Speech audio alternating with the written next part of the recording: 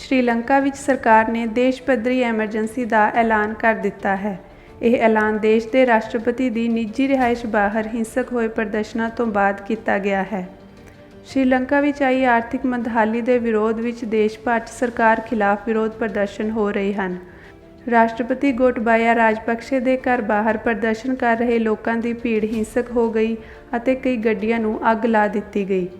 ਇਸ ਹਿੰਸਾ ਤੋਂ ਬਾਅਦ ਦੇਸ਼ ਫੌਜ ਹਵਾਲੇ ਕਰ ਦਿੱਤਾ ਗਿਆ ਹੈ ਅਤੇ ਫੌਜ ਕੋਲ ਕਿਸੇ ਵੀ ਨਾਗਰਿਕ ਨੂੰ ਬਿਨਾਂ ਕਿਸੇ ਵਾਰੰਟ ਤੋਂ ਗ੍ਰਿਫਤਾਰ ਕਰਨ ਦੀਆਂ ਤਾਕਤਾਂ ਹਨ।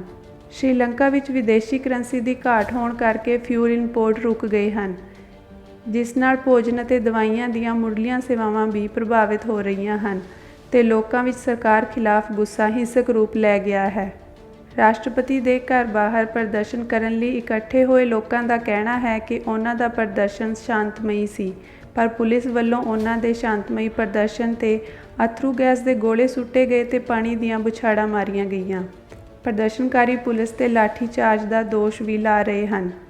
ਇਸ ਦੌਰਾਨ ਪੁਲਿਸ ਵੱਲੋਂ ਰਿਊਟਰਜ਼ ਨਿਊਜ਼ ਏਜੰਸੀ ਦੇ ਫੋਟੋਗ੍ਰਾਫਰ 'ਤੇ ਥਾਣੇ ਵਿੱਚ ਤਸ਼ੱਦਦ ਕਰਨ ਦਾ ਮਾਮਲਾ ਵੀ ਸਾਹਮਣੇ ਆਇਆ ਹੈ।